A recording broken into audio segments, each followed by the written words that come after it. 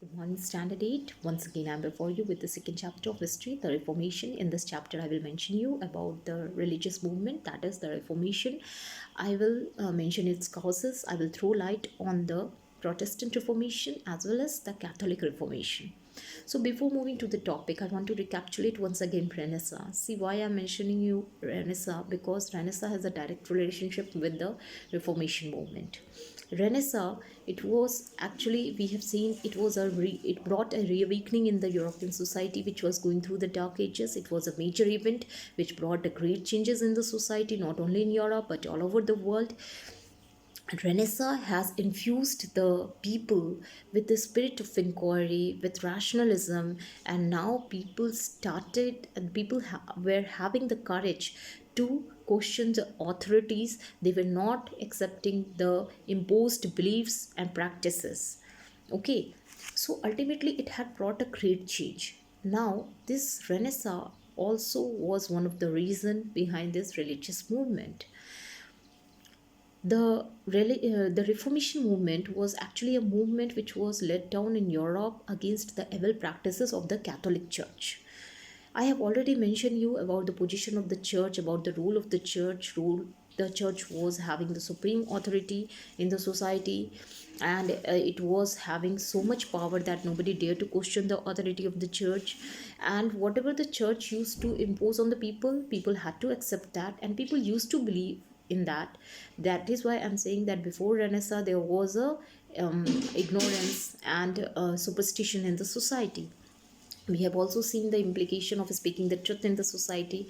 When Galileo and Copernicus tried to express the truth in the society, they were punished by the church. So ultimately the role of church was very deteriorative, and because of the deterioration which was led down by the church, the people started reforming the church, and this reformation led to a new movement, that is the Reformation movement.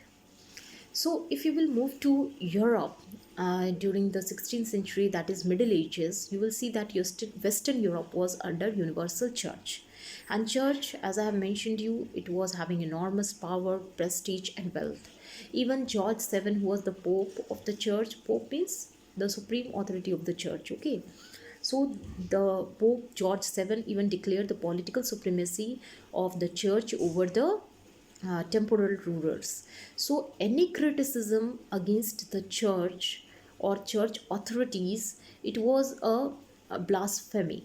What is the meaning of blasphemy? Disrespect to God. So, you can just see the manipulative role of the church. Now, the church, which was earlier having the responsibility to preach and influence people with spirituality, now it has started playing a manipulative role in the political arena also, which led to the deterioration in the society. And this deterioration brought a great change and great change in the religious section of the society, especially in the religious section of the society, although it had brought changes in the other sections also. But we are in this chapter, we will focus on the religious sections, okay? So the church was very powerful authority. Nobody can question. Even the rulers don't have the power to question the authority of the church. And the anything which was spoken against the church, it was heresy. Heresy means the belief which is contrary to the religious orthodox religious views. So if any person found to move against the practices or the principles of the church, definitely he was punished by the church, and even he could be charged with death. So now, if we will move to the causes, you will see there were several causes behind this movement. We will first of all discuss the evil practices of the church. The church became the center of corruption. The Pope and clergy were involved in different corrupt practices like selling of the offices to the priests. Pardon certificates like indulgences could be sold by the Pope, and even the sinners now they can purchase forgiveness. So forgiveness became a commodity that could be purchased by giving certain amount of money to the church authorities. So all these are the evil practices which were done by the church, and these evil practices, because of these evil practices, the clergy, the pope, the priest, they were leading a comfortable and luxurious life which were against the teachings of Jesus Christ. See, Jesus Christ had taught austerity, and instead of austerity, these people were enjoying luxurious and comfortable life, which was collected through evil practices, corrupt practices. Now, the second reason was your economic burden of the people on the people. See, earlier you will see that the church was run by the charity given on the people, given by the people. So the people of the society, they used to maintain the church, and the church was dependent on the charity given by the people. But now it was not like that. Church forced the people to pay tithe. Tithe was actually the 1/10 of the income of each family, and this tax was imposed by the church to support the church authorities as well as for the maintenance of the church, and it was compulsory for everyone who was living, and especially for the common man who was living in the society. Not only this death, but even they used to collect a tax called Peter's pence from the people. So ultimately the people the church was exploiting people economically too, and because of which people became fed up and raised their voice against the church authorities. Now the rulers' resentment was also against the church, because of which this movement took place. See, although the rulers, the kings, they used to declare themselves the representatives of God on the earth, but their political role was limited, because we have already seen that church was having more significant and dominant role in the society instead of this political rulers. So this ultimately brought a resentment among the rulers, and the growing wealth of the church was also one of the reasons which alarmed the rulers, and because of which they started having rivalry with the church authorities, and there was a war between the church authorities and the rulers, in which the church and the pope were defeated. Now, next reason was your rise of powerful nation states. See, what are nation states? Nation states simply means the sovereign territory. Okay, so there was a rise of various nation states like of Spain, England, France. So the rise of various nation states, now it posed a threat against the church. These nation states were infused with nationalistic passion, which was against the supremacy of the church, and now the church's position was in danger because of this.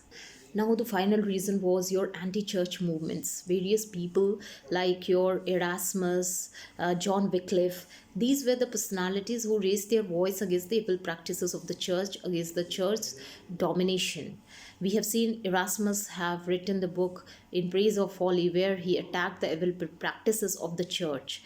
John Wycliffe have also questioned the supreme authority of the church, as well as tried to expose the superstition which were especially imposed on the people by the church. Even the invention of printing press, it brought a great change in the outlook of the people, because now bible was having people were having bible which were printed in vernacular languages. Earlier the pope or the church authorities, they used to convey the message of the bible to the people, so ultimately the people were not aware about the what were written in the bible, because it was especially available in the Latin, and Latin was not language of the various European countries. So now uh, now especially the availability of bible in vernacular languages helped the people to know the truth, and help them to change their outlook towards the religious sections of the society, towards their religious beliefs. Okay, now I will mention you about Martin Luther, and who played a vital role in this Protestant Reformation movement. See, Protestant movement and your Reformation movement both are same. Don't get confused. Okay. See, the Protestant movement have been derived from the word Protestant, which means a movement, a revolt against the authority of the church, and the people, the section of the Christianity, the section of the Christianity who got separated from the Catholic Church under the leadership of Martin Luther. Now I will discuss about Martin Luther. See, Martin Luther was from Germany. He was a monk and professor at the Wittenberg University of Germany, and he was especially dealing with the subjects of philosophy and religion. Due to a spirit of inquiry, he started questioning the authority of the church. As Martin Luther was having the knowledge of Bible, he started raising his voice against the evil practices of the Pope, and he found the Pope selling the indulgences, giving the free sin cards. So all these practices were against the religion, against the teachings of Jesus Christ, and because of this he published 95 theses. In this thesis he questioned the authority of the church to give pardon to the sinners, to sell the offices and others. He nailed these 95 theses on the door of Wittenberg Church in Germany. Because of all these activities, he was sent a letter of warning by the Pope, which he burnt publicly. And because of this, he had to even face punishment by the church authorities. As a result, he was excommunicated by the Pope. As a result, Martin Luther was declared heretic by the Holy Roman Emperor Charles V, and due to this, he was even the arrest warrant was issued against him. Duke of Saxony saved the life of Luther, and even many of the princes from Germany, they formed a league to protect the life of Martin Luther. Those who believe in the teachings of Martin Luther, those who were the followers of Martin Luther, they broke away from the Catholic Church and became Protestant. Thus, a new religion came into existence. So, the Christianity was broken into two parts. Earlier it was only a Catholic one, but now there was a rise of Protestant because of the Protestant movement. There was a rise of Protestantism. Luther even translated Bible into German. Because of the rivalry between the Catholic and the Protestant rulers, now, as I have mentioned you, there were many rulers of European states who were against the who were against the Catholic Church, who were against the authority of the church, who were against the enormous power, wealth of the church. So ultimately, these people got the golden chance through Martin Luther King, and they started giving protection to him, started favoring him, and even they converted themselves to Protestantism, because of which there was a now rivalry between the Catholic rulers as well as the Protestant rulers, and this rivalry led to 30 years war, which began from 1618 and continued till 1648, and finally it ended with the Treaty of the Westphalia. This Protestant movement, which began in Germany, it started spreading to the different parts of Europe. Even in Switzerland, it was carried out by Zwingli. He was a priest at cathedral in Zurich, Switzerland. So he also he felt that there is a need to reform the church, and so for this he started questioning the various evil practices like sale of the indulgences, corruption in the church, and others. He even declared that Bible as the sole truth, sole basis of the truth. So according to him, instead of manipulating teachings of the church authorities, the sole basis of the truth should be Bible. Because of this conflict, again there was a war between the Catholic troops and the Protestant troops. Zwingli died while fighting in the Battle of Kappel in 1531 century. But his role in spreading the Protestant movement, in inspiring the Protestant leaders, could not be underestimated. Now let's move to John Calvin. See, John Calvin was a Frenchman who moved from France, where the Protestant Frenchmen were prosecuted, to Switzerland. His famous book was Your Institutes of the Christian Religion, which is one of the most famous work on the theological works of all time. See, he believed that man could be liberated from his sins only by the grace of God. He believed in austerity and purity, and he simply followed a simple religion. So, Calvinism arose in society because of John Calvin, and it is spread to the different parts of Europe like France, Scotland, Holland, Hungary, and other parts. Even in America, also its followers were there, but they were known by the different names. I will mention you about the Counter Reformation. See, it was a movement which was started by Roman Catholic Church. As I have mentioned you that because of the evil practices carried out by the Roman Catholic Church, there was a counter movement which was started against it, and we have seen it in the form of Protestant movement. We have seen a rise of new movement, that was your Reformation movement. So this, because of this Reformation movement, the prestige, the power of a Roman Catholic Church has been deteriorated. So in order to regain its power and prestige, the Roman Catholic Church started this counter Reformation movement. Actually, under the leadership of Pope, under the leadership of Pope Paul III, in the Council of Trent in Italy, there were several steps taken by this Roman Catholic Church in order to regain the lost power and position of the Catholic Church. So its basic doctrines of the religion remain unchanged. Several steps like your strict discipline was enforced in the church arena.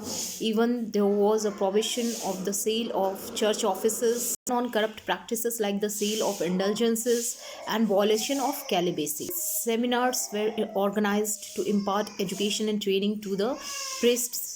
The Pope was declared as the final head of the Roman Catholic Church and even as the spokesperson to Christian doctrines. Even it was decided that sermons to be preached in the language of the people. There were a number of Catholic societies which were established to champion the cause of Catholicism. The famous one was the Society of Jesus, which was established by Saint Ignatius. Yes, Saint Ignatius of Loyola. He was a Spanish nobleman. Members of the society were known as Jesuits. They established missions abroad and even opened many schools and colleges to impart education. Saint Xavier, he was also one of the follower of this Society of Jesus. And he went to India, China, and Japan to propagate Christianity, and even in India he worked till his death. The selfless service which was made by the members of this Society of Jesus helped the Roman Catholic Church to regain its lost power and prestige